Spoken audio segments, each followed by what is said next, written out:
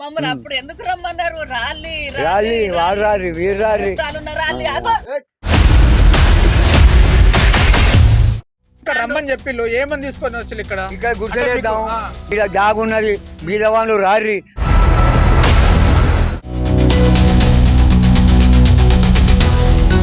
మీకు కావలసినవి గుడిసెలు ఏదో ఇండ్లు కట్టుకొని అందులో నివాసం ఉంటే గవర్నమెంట్ ఇచ్చే భూమి కదా, ఇది పొరంబొక్కు. ఈ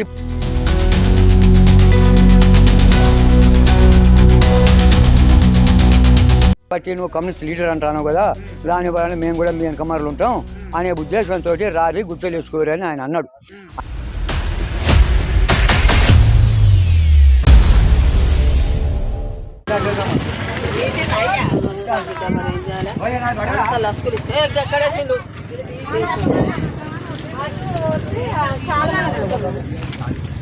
ఓటు ఎత్తేనే వాడికి వెళ్తుండే, వీడికి మనం అత్తనే వీడిస్తాడు అంతే.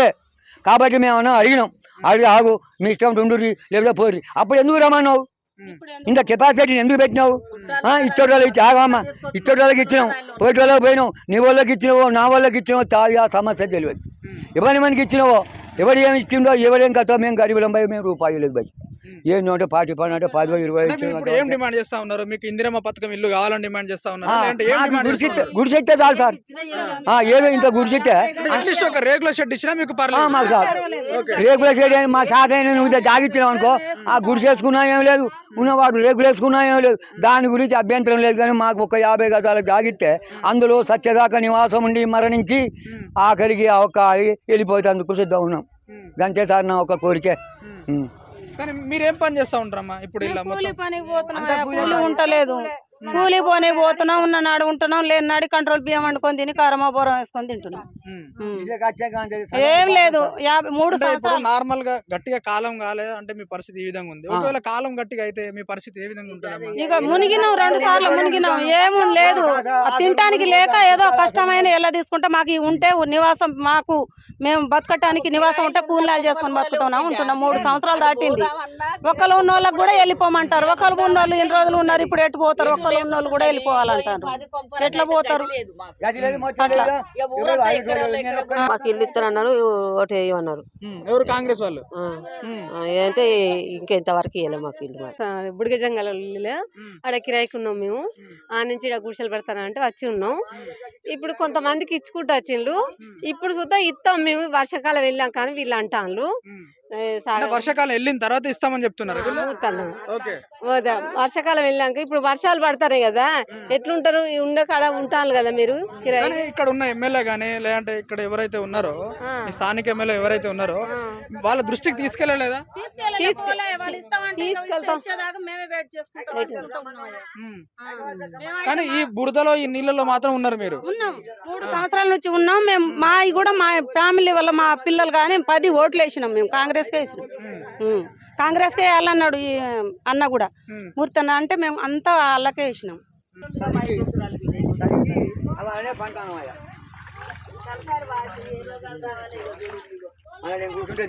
ఎట్లంటే అట్లా బాధ.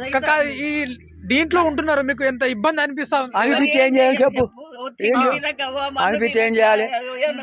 చేసినాం వానలు వస్తాను. మమ్మల్ని అప్పుడు ఎందుకు రమ్మన్నారు? రాలి రాలి వాడు రారి వీరు రారి రాలి ఆగో.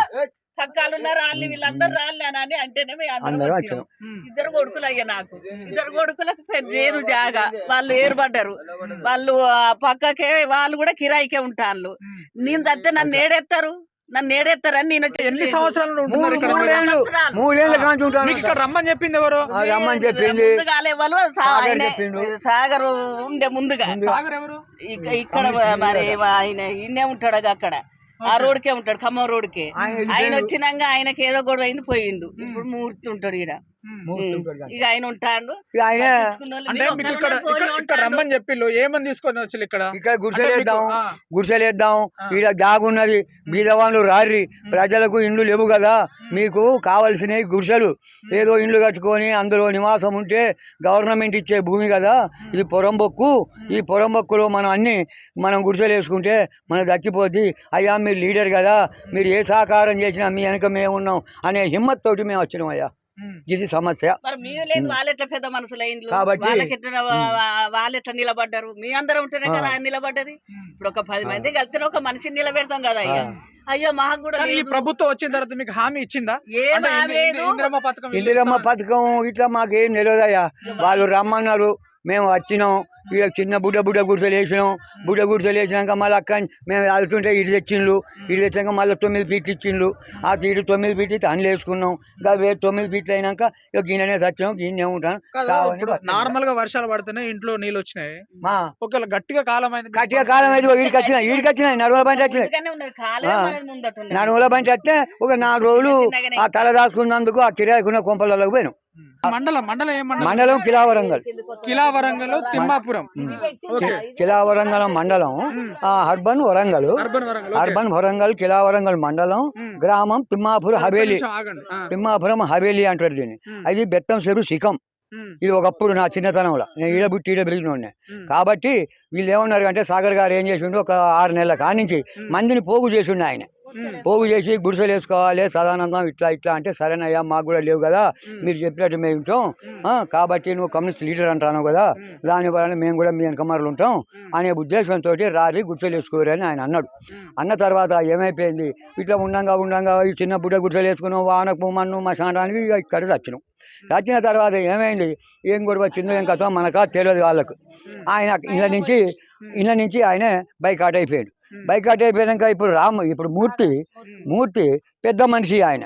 ఆ పెద్ద మనిషిని ఒక 12 సార్లు అడిగి ఏం మాకేమి ఇప్పిస్తావు, బీ బిట్టుకు ఇచ్చిండు 50 గజాలు.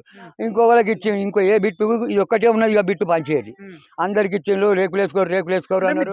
జీవన ఉపాధి ఏంది మరి? మా జీవన ఉపాధి ఏమున్నాయి, ఎవరైనా కూలికి పిలిస్తే పోతానో, ఇప్పుడు పోయి ఎత్తినా ఇంట్లో తింటాను అయ్యా గంతే. ఆ జీవన ఉపాధి మాత్రం గంతే.